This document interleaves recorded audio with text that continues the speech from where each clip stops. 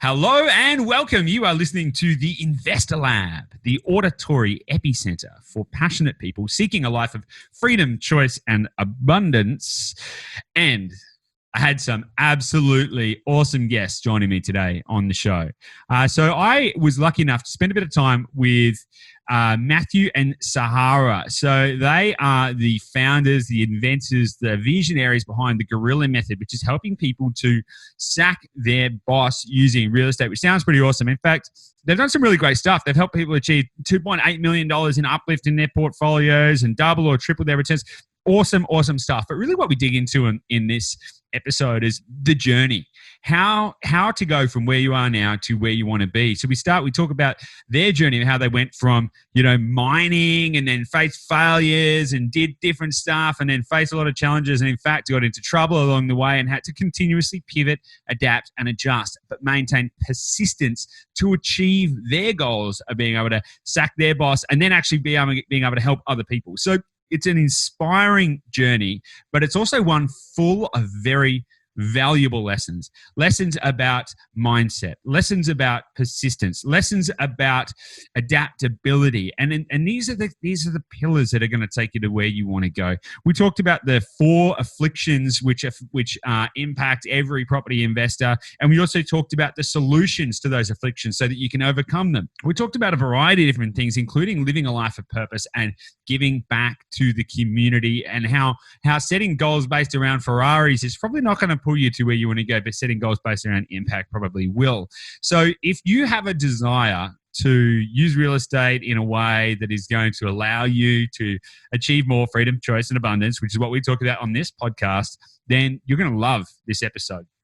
They're an awesome couple and they're doing amazing work and they're helping a lot of people. And I was very grateful to be able to spend a bit of time with them and to be able to share their story with you too. So I know you're going to love this episode. And when you are just like pumped up and you're like, I love this is great, make sure you share it with somebody else because, the lessons that you learn can help other people too. And you got to pay that forward. So share this episode with somebody else, send it to them, give them a link to the podcast, give us a like, a rate, a review on iTunes. If you're watching this on YouTube, hit the little thumbs up button, do all that kind of stuff. If you're on Facebook, make sure you share this to your page and do all that kind of stuff too. Tag your friends, give them a good old tag. Our mission is to help people like you. And if there are more people like you, then we want to help them too. So help us on our mission and we'll help you on yours to achieve more freedom, choice, and abundance with real estate. And of course, if you want to find out how you can get in touch with us directly to be able to help you do that on a one-to-one basis or otherwise, there are a couple of places you could go. So you could either head to dashdot.com.au and you can learn about our buyer's agency service and how that may be able to help you get to where you want to go. Or you can head to theinvestorlab.com.au. At the Investor Lab, you will find a cadre, a smorgasbord of free and compensated tools and resources, things that are going to help you go from where you are now to where you want to be, and it's yours for the taking. So make sure you head there, check it out, and I look forward to getting your feedback on this episode and learning what you learned about this so that we can create more wonderful environments for you to grow as well. But without further ado, let's get stuck into it. I look forward to seeing you on the inside.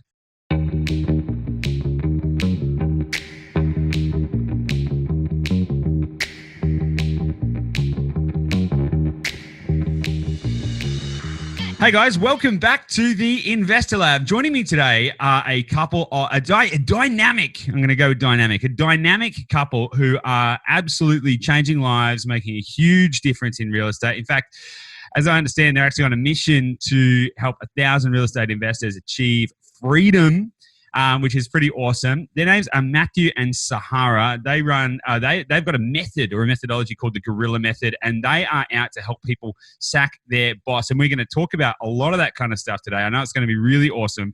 But first, I'd like to welcome to the podcast, Matthew and Sahara. How are you?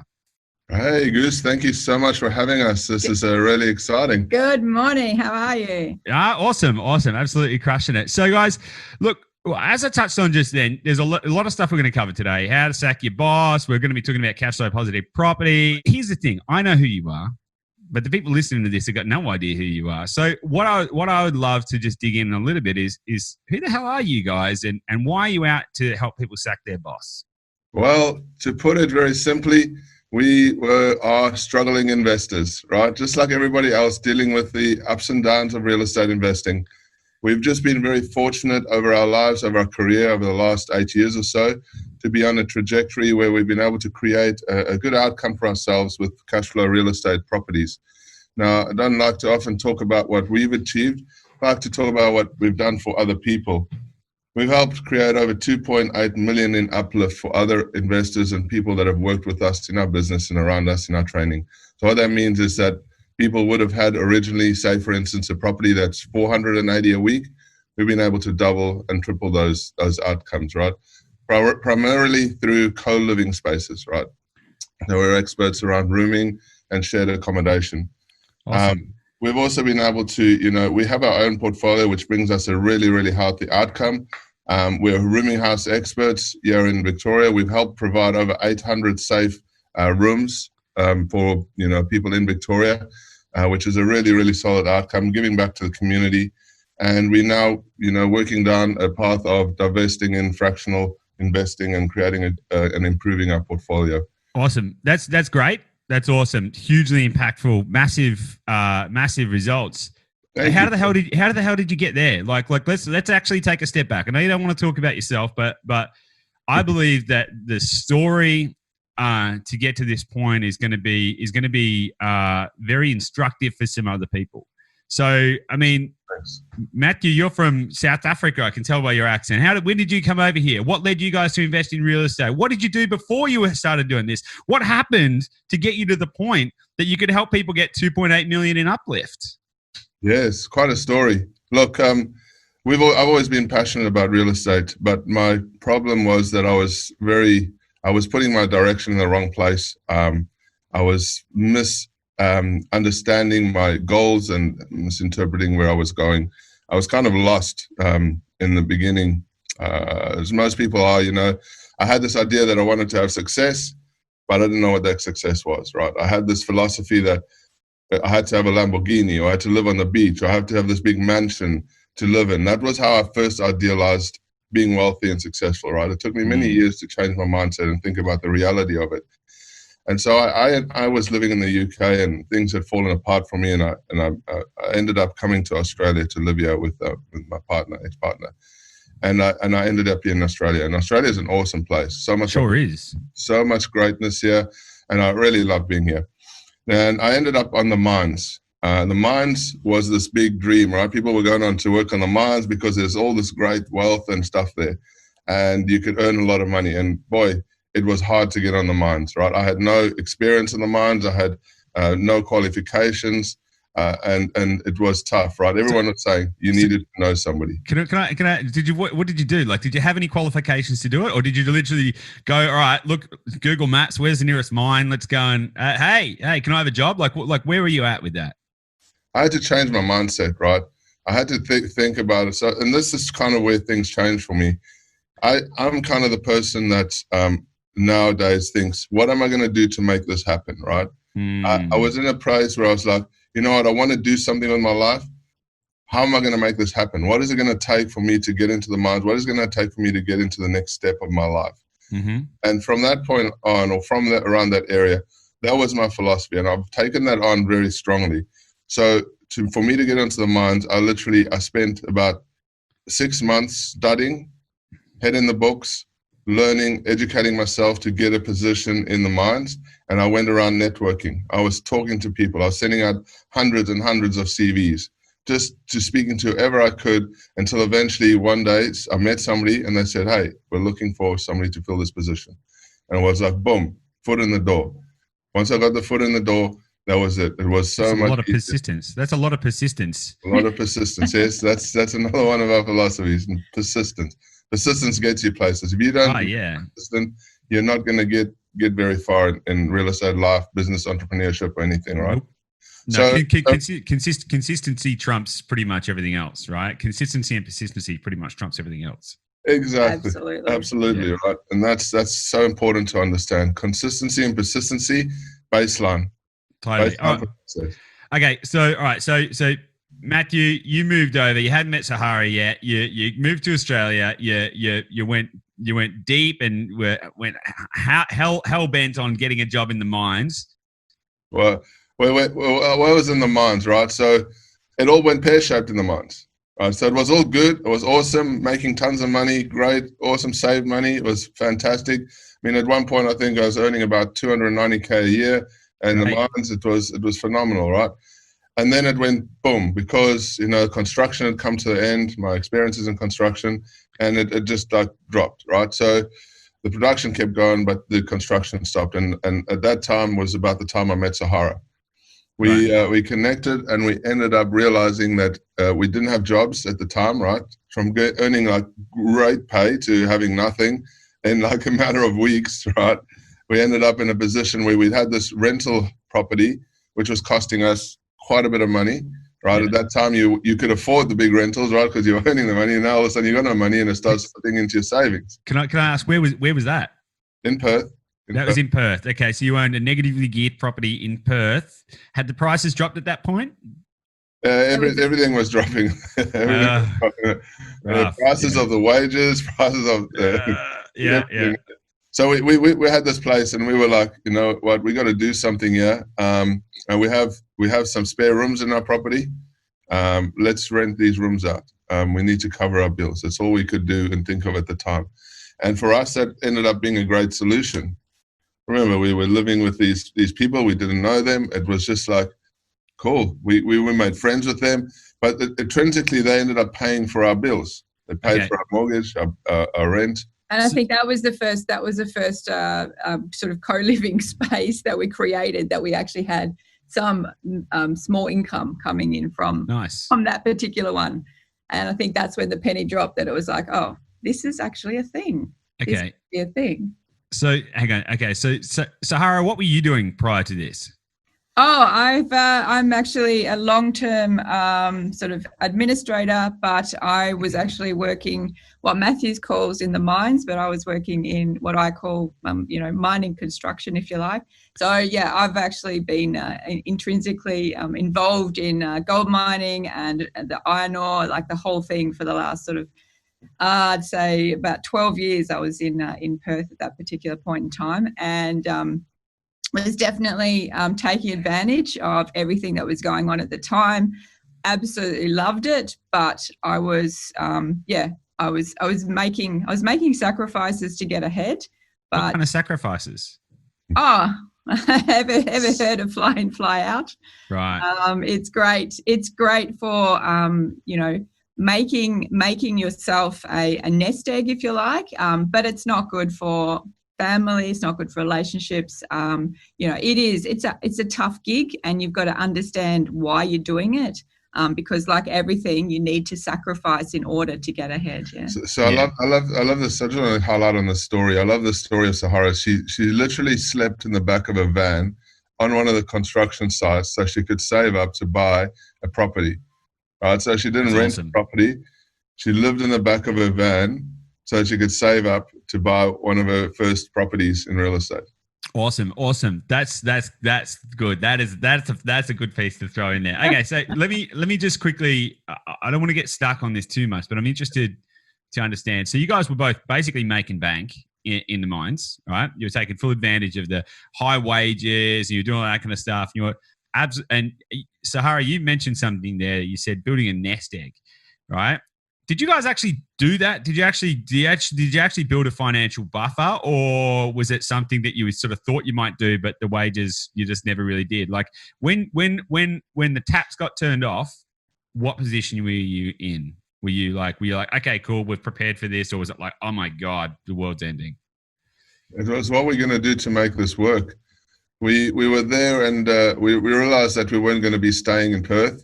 Our journey was head to Melbourne. I have to come and be with family and to stay here to continue. I like Melbourne, and Sahara wanted to come here with me, and we decided that this was the place to be. And we'd already saved up some money, and so we were on the journey to buy another property. Right, that was our goal. We got into Melbourne, and we repeated literally what we'd done in Perth. Got a place, rented out rooms. And, those rooms helped pay for the bills while we were looking for a property to invest in. Now, this is where it was interesting. We were making $80 a week extra on that property, the first property that we got in Melbourne. And the thing is, we didn't know. We were jumping to this blindly. We were just willy-nilly trying this whole idea out, right? It was like, well, we can rent out rooms. It's great. But this is the thing, right? We decided we're going to buy a property. And we went down this journey, and it was at the height of Melbourne's craziness. The prices were going up. We were going into auctions, and we were just being crazy outbidded. Like, it was ridiculous. We're going with, like, because our cap was about, we put our cap at 650. We said we're going to buy it about 650. That's where we're at. It was a bit lower than that. Was it? It was 550. I think it was 550. Yeah, 550 is at that time. At that time, we'd capped ourselves. We said we want to get a good investment property at 550. What we're going to do to make this happen, right? Mm-hmm. So we were going out, putting our hands up at the auctions, and boom, 300K above. And the listings were like in our price range, right? The listings were saying that we were going to get these. We got another one, 400K out, boom. We're like, oh man, this is tough. And this happened for like 4, 5, 6 months, right? Over and over again. It was literally, yeah. We were almost all of 2015. Crazy. I was going to ask what year that was. It was 2015, was it? Okay. 15, yeah. 20, just end of 2014, 2015, yeah. And so we were just going to all these auctions, and was like, boom, boom, boom, getting outbidded. But this is the thing, right? Persistence. Right? We didn't just give up. We didn't give up, right? We just kept going. We're going to find this deal. We're going to find our property. We're going to find the one that we want. And we just kept looking, right? And we just kept looking. And then lo and behold, one day, ended up at an auction. It was raining. It was bad weather. The vendor was under pump to sell. They were under pressure to sell. All the stars just lined up. It was just this perfect environment. And we went and we put our hand up. And no one else was putting their hand up. And we put up our hand again. And the countdown came. Boom, 1, 2, 3. And then another lady put her hand up. And we were like, oh, not again. I was on the edge of my seat there. and Sahara was like, no, we're going to go in and get more. So we pushed ourselves a little bit, right? We pushed ourselves another 5 or 5,000, right? Yep. And that 5,000 that we were pushing ourselves out of our comfort zone, boom, that made the difference. We were like, yes. It was basically, now we were on the actual market. Yeah. Now we're on the market, right? And I'd already pushed myself. Yeah. And so now that other lady, the other lady that was there, the one who was quite keen as well, she was like, oh no. And she was shaking her head, and she was going to walk away. And I'm going like, yes, I've got this, right? I've got this. And you know what? They went in and talked to the vendor. It still wasn't on the market yet. Okay. They've come out and I've gone like, people, yes, we're now on the market. And we didn't, I think I went up another 2 or something just to secure that as being the last bidder, right? Wow. So now as the last bidder, you're going to have the opportunity to negotiate with the owner. Okay. So we went in there and I basically said, it's going to happen today and that's our price. Go and make it happen. So being a good little real estate agent, he'd gone like, yep, I don't want to. Drop the price back down. What? So you went back down. So you went $7,000 over, and then we actually went up 2, just another 2, just to secure that. But when we went in to negotiate with the owner, it was like, make it happen. This is our top. Okay, we're capped out. It's going to sell today, and that's what we're going to pay for it. Awesome. And so they went back, and it was actually 15K under reserve. So we got it 15K under reserve. Okay, awesome. Secured the deal. And that's it. It was a prime. You can imagine after 6 months of going through this in the Melbourne's peak, we were coming in at a cap that we, probably unrealistic, but we got the deal. We got the deal because we were persistent, right? And this is the first of our portfolio that changed everything for us, because the perspective that we had on this was, now, okay, we got this property. Let's start renting out the rooms. We renovated it, made it look so beautiful. And this property kicked us in at 300, I think it's a 280K equity. And we got a cash flow positive position on that of about, say 700 or 800 net. Oh, more than that. More than that. There you go. So, all right, I want to just dig into a couple of bits on this. So what did you end up buying that property for? About 550? It was 560. 560 was 560. Okay. You bought it for 560, right? Then we renovated it, increased the equity by 280. So that puts it up to, what's that? 7, 8, 30 or 820 or whatever that is. Yep. Yeah, give or take. Was that just through the renovation, or was that through the market as well? Both. But it was a combination. It's a combination, and over about 18 months. Okay, so we actually did 2 stages. So we made about 60K, 70K after the renovation, okay? And then literally like within the next sort of 9, 10, 12 months, we got it valued again. And that's when we made that really, really impressive uplift, yeah. That's sick. All right, so you bought it for 560, did a reno, increased the value, so probably, about 30K on the reno or something like that, right? So we'll call it 590, renting it for about 700, did you say? Yeah. No. That's our net. That's our net cash intake, right? So after expenses, we're getting net. Yeah, net 700, 800, maybe 900. Because we were renting out each room. Yeah, still that's pretty impressive. So what were the gross and net yield numbers roughly? We just don't need to be specific. Well, there's 6 rooms, so 1,200, 1,500. About 1,500, 1,600 on gross, yeah. Wow. And 700 net. Yeah. And that'll increase by another 300 as well per week once we finish the renovation that we've got on the property. All right. We're still upgrading it. So this is definitely a game changer, this property. But the thing is, we actually had the foresight and the experience and the understanding of what to look for in that property. Yep.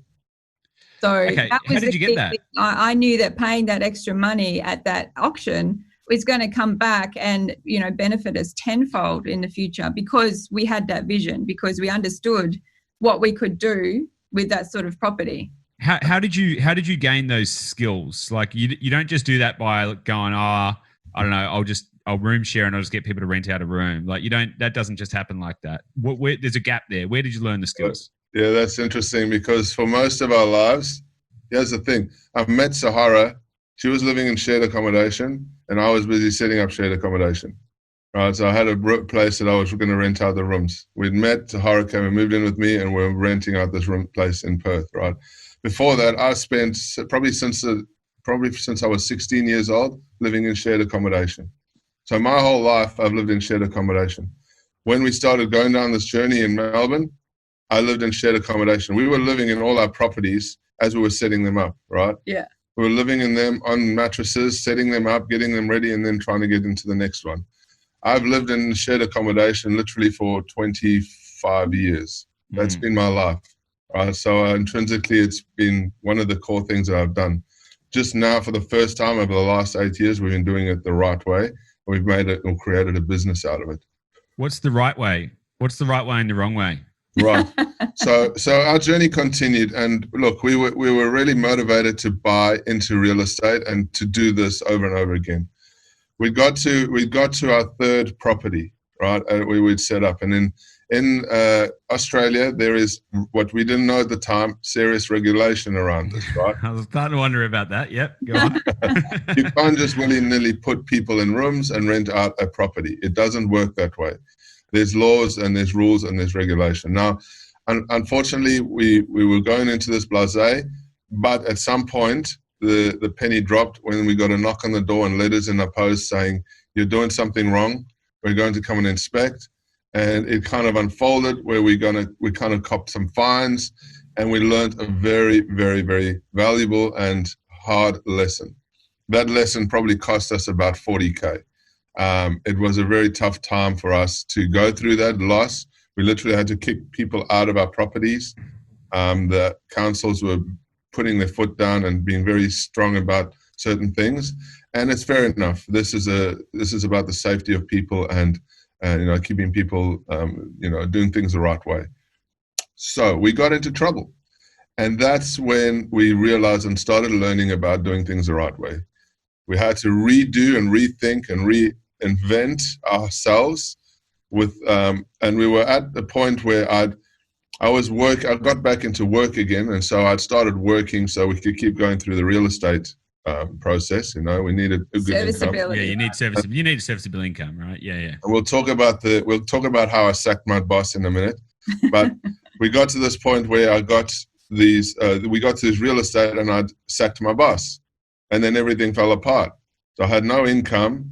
just stripped out our properties of income, and we had nothing again. So we're facing back at square one. All right.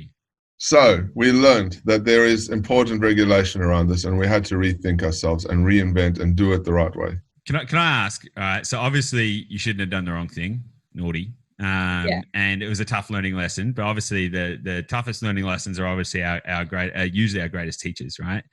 Can I ask, if you had known how to do it the right way, by the book and all of that kind of stuff, from the start, if you would say go on and study it or whatever, do you think that would have changed your trajectory? Or do you think that, like, because you were a little gung-ho, that kind of gave you just like, you're like smashing into it, and then it was like, okay, actually shouldn't have done that, now I'll go fix my mistakes? If you'd switch that around and go on, okay, I'm going to study first, I'm going to learn what needs to be done, and then I'll go and purposely do it, how do you think that might have changed your journey?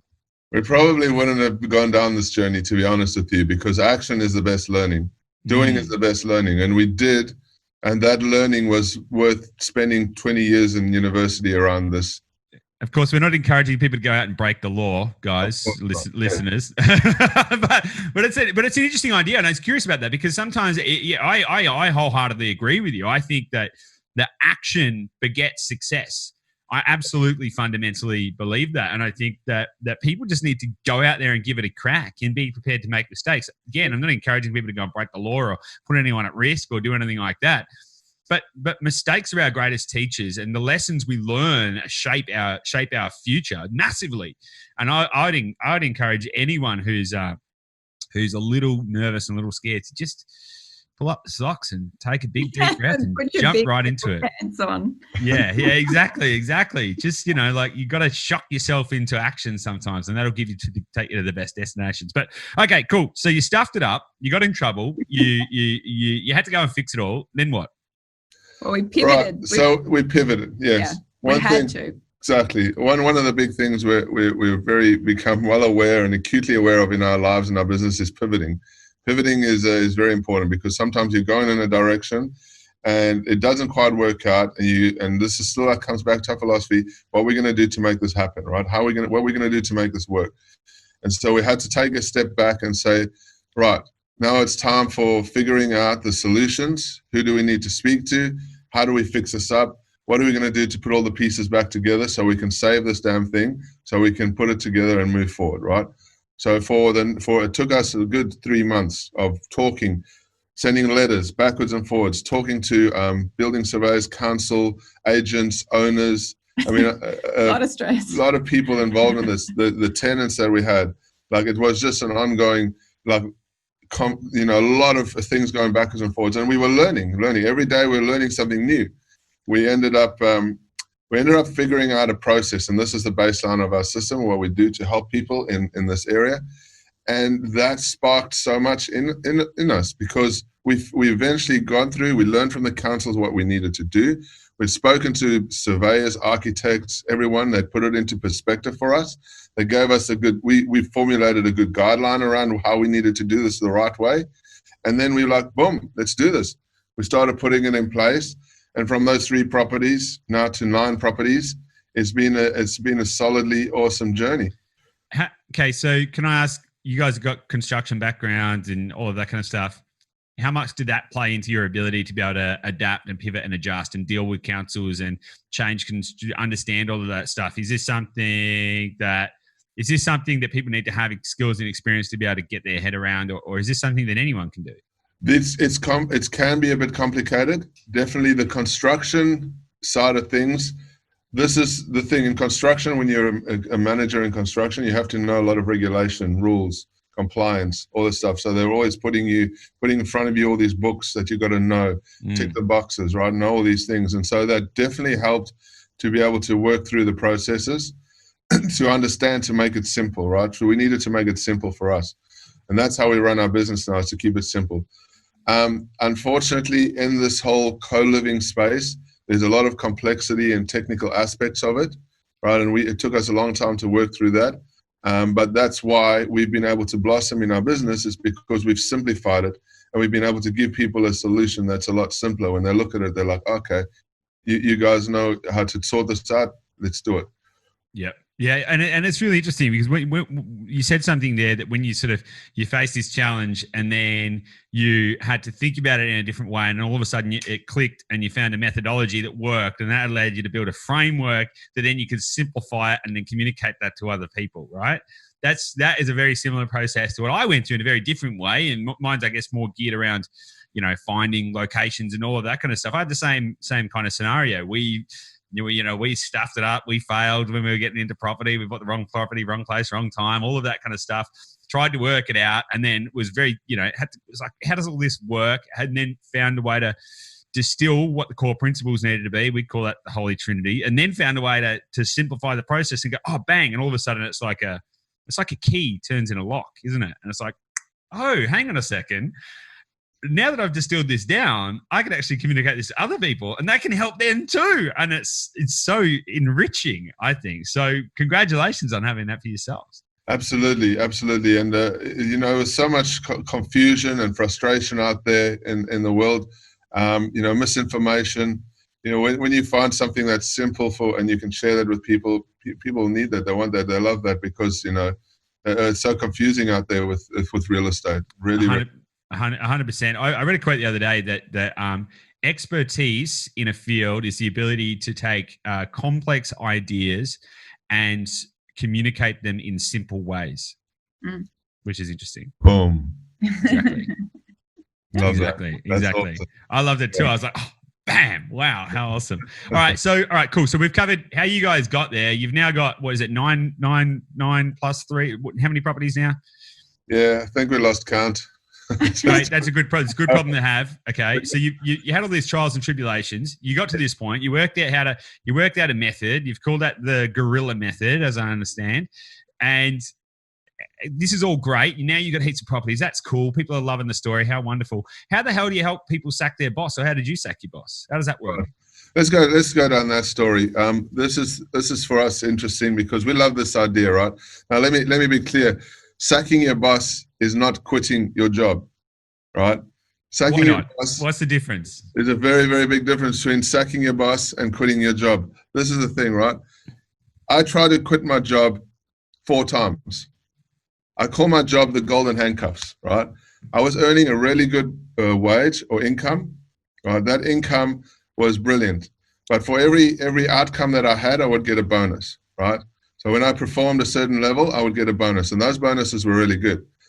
I got trapped in this golden handcuffs for many, many years, way too long, longer than I care to, be proud of. And these handcuffs held me into my job because I was doing so well. I was getting a pat on the back. I was being validated for what I was doing, right, which is cool.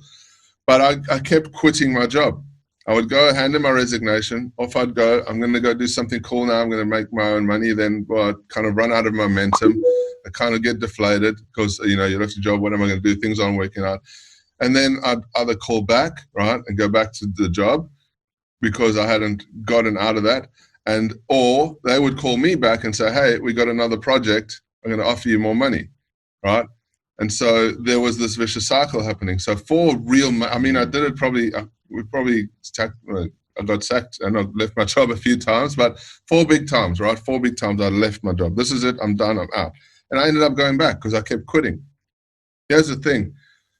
I realized, right, if I was going to get into a better position in my life, I'm going to have to put myself with my back against the wall and go and sack my boss, right?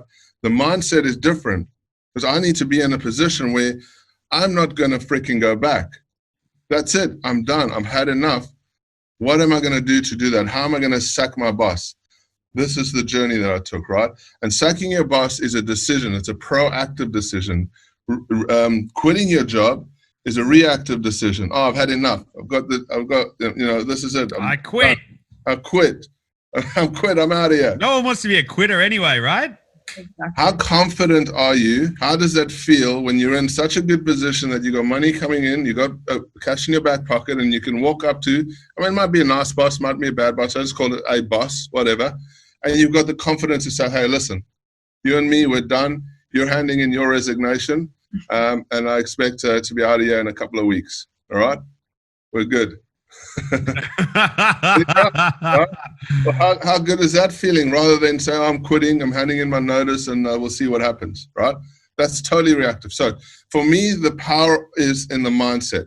Sacking your boss is a powerful position to be in. After all this time, I'd realized that I needed to change my mindset. I had to be in the position of authority and power to be able to take control of my life, because it was my journey, our lives, and we wanted to go somewhere with all this. So how can other people do that? How, like, you know, so you went through that journey, you built up that resilience and stuff, but how can other people do that? So yeah, exactly. That's the step, right? For many, many years, I chased this dream of a Ferrari, the big house on the beach, you know, the sunglasses, this imagery that they have and they throw out in marketing, right? For so many years, I chased this. I was like, let's head for the Ferrari. I had to change my mindset, right? How people get into the position of sacking their boss is very simple, right?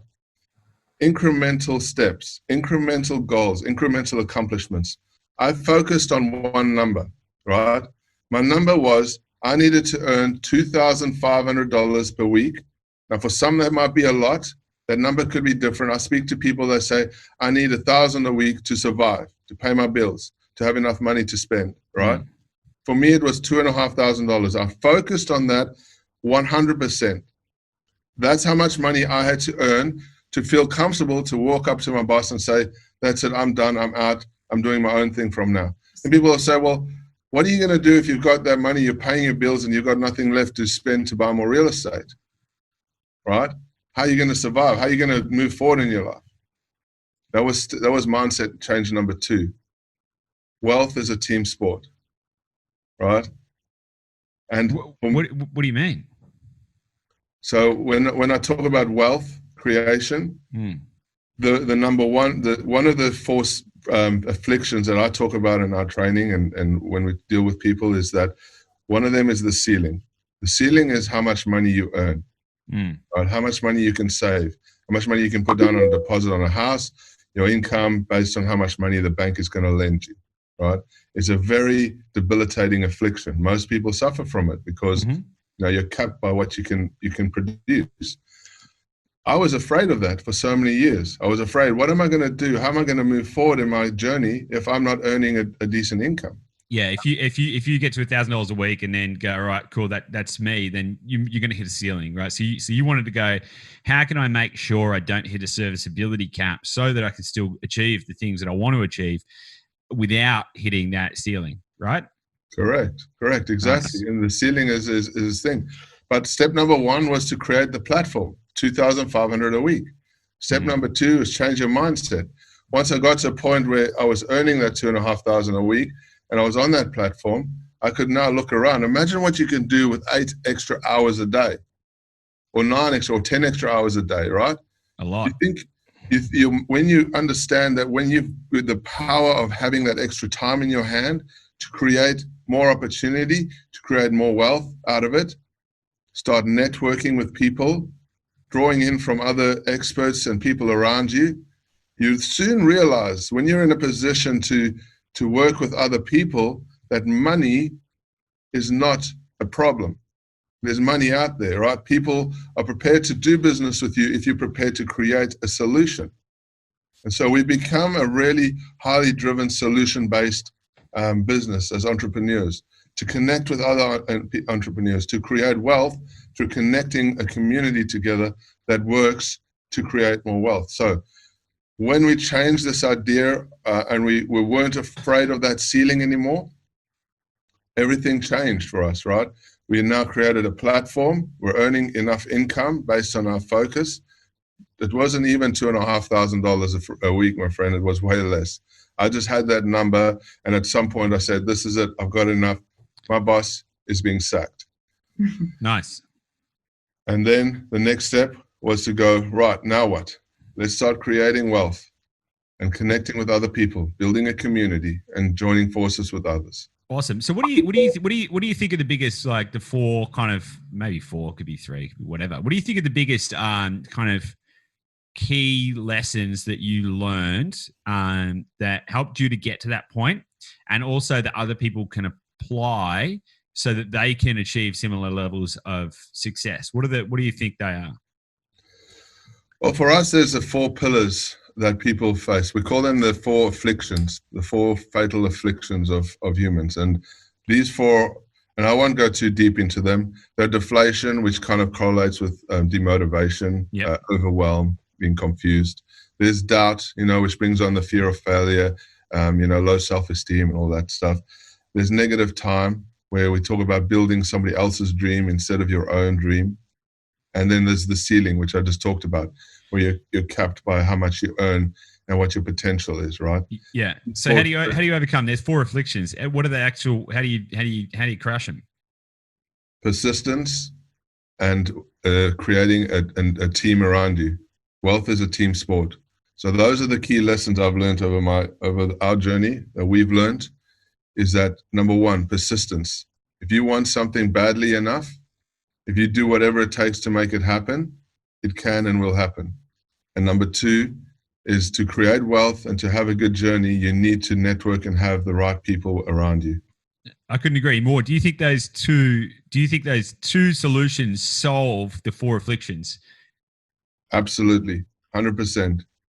Yeah, I would agree with that. I mean, myself on a personal level, I mean, I've got a tribe of mentors, right? Like I'm a passionate learner myself, right? So I'm constantly learning, either reading or doing courses or whatever, like feeding that machine.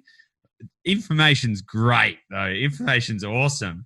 Information without action is completely useless. Like it's you might as well go and eat a Big Mac, right? Like it doesn't really matter.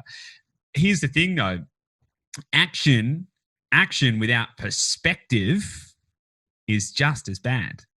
Right. Yeah. Because if you can just go out and just take action, just take random action and be like, all right, I'm doing. And how many people do you know who are busy in life and they're busy and they get really busy and they're not really getting anywhere? And look, obviously, building a team around buying property and all of that kind of stuff is great, but you need a team for everything. Like in my life right now, I look at the areas where I need bumper rails, and I go, okay, cool. Who's going to be on my team? And so I have about five different mentors and coaches, plus I'm in 2 different masterminds.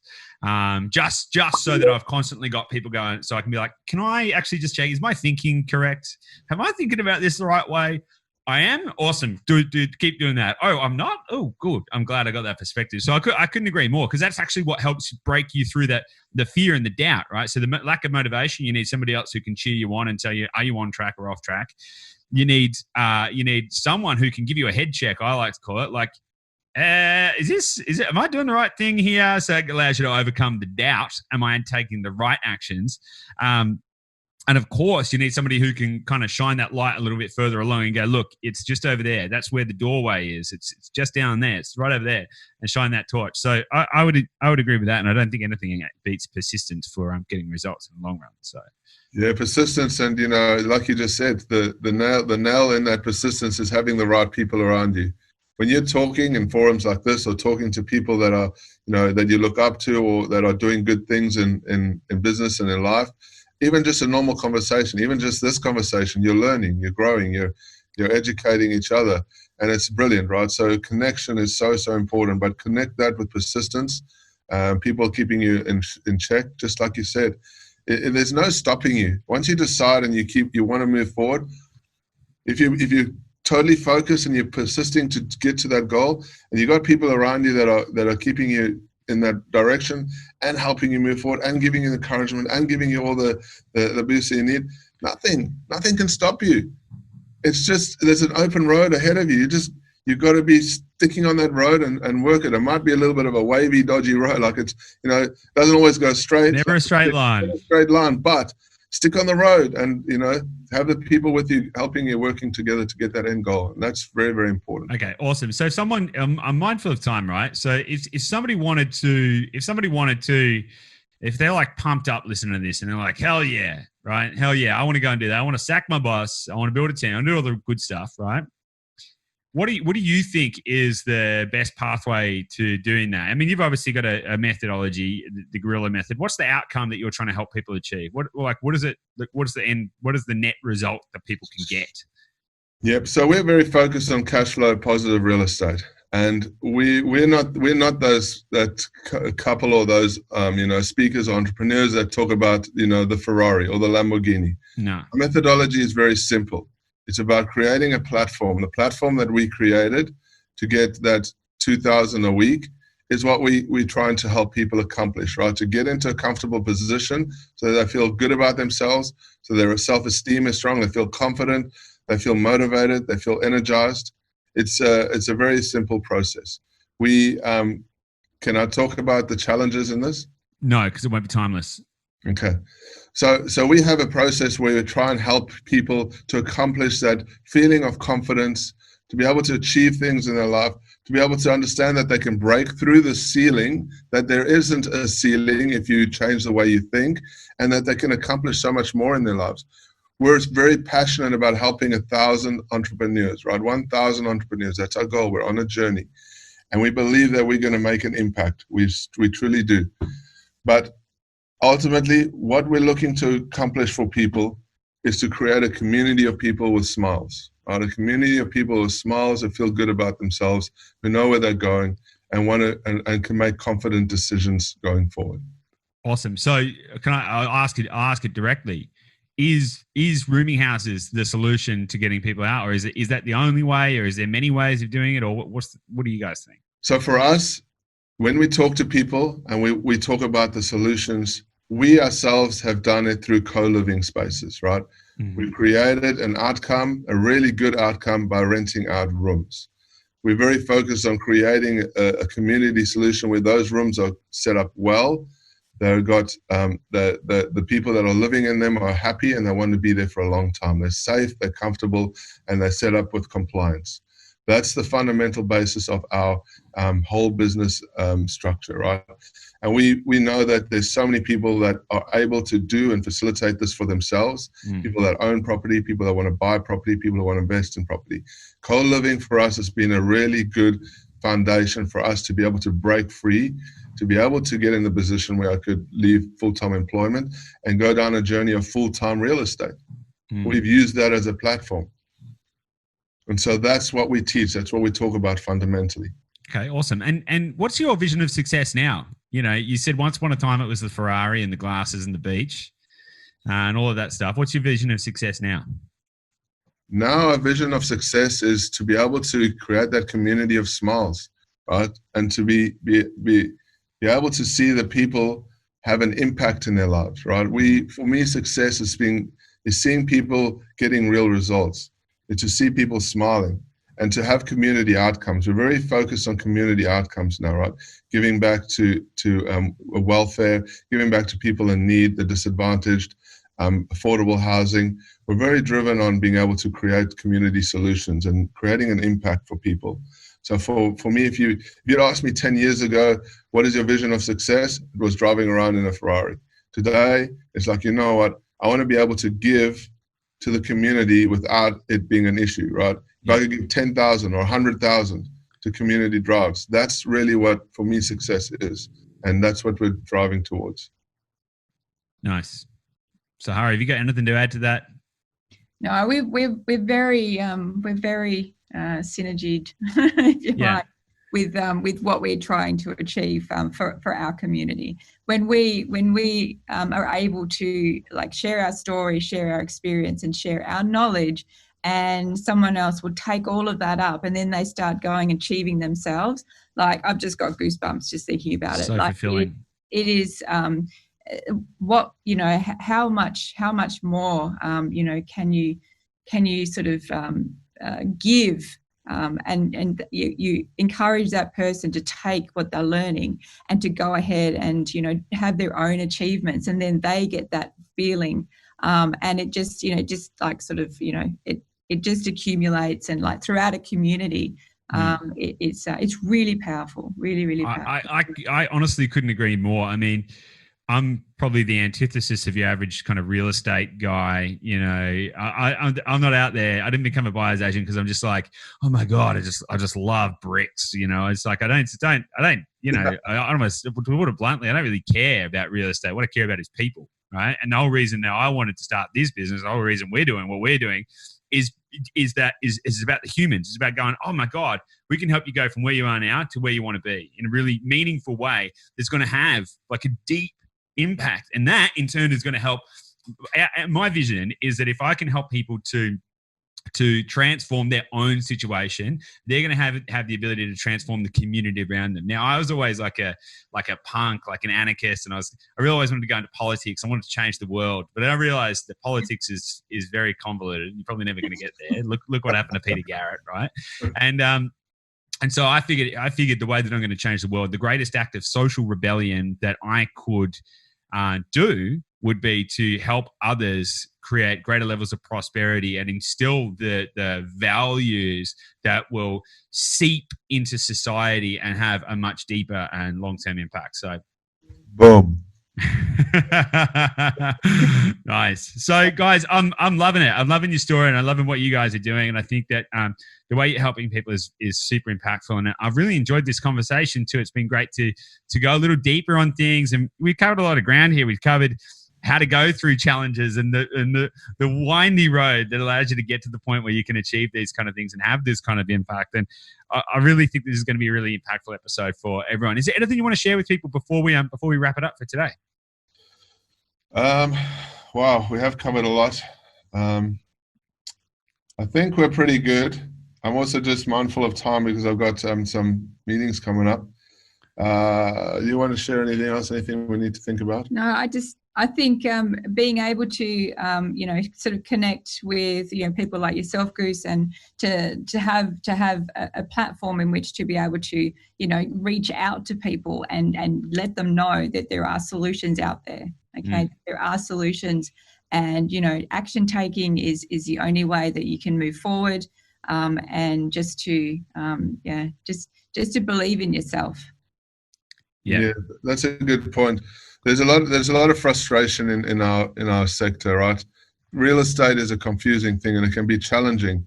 So many people have been hurt by making bad decisions, or they're struggling to move forward, seeing everyone else having success and they're just trying to chunk into it, and it can be debilitating, facing doubt and facing the fear and, well, am I doing the right decision? Am I going to buy the right property? What type of property should I get? What strategy should I use? How do I do this?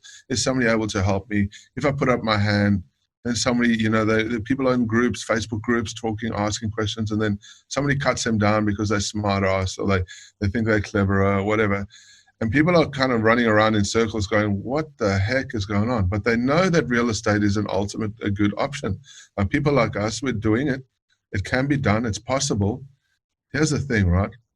Believe in yourself. Find one thing that you know that you can be good at. One thing. Look at all the different strategies that are out there, and there's many, many, many, many of them. But look at the one idea, the one concept that resonates with you. Life changed for us drastically when we started focusing on one particular thing, right? One focus. Take that idea that's out there, it resonates with you. Say, I want to do this.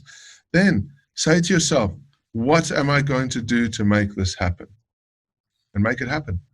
Boom.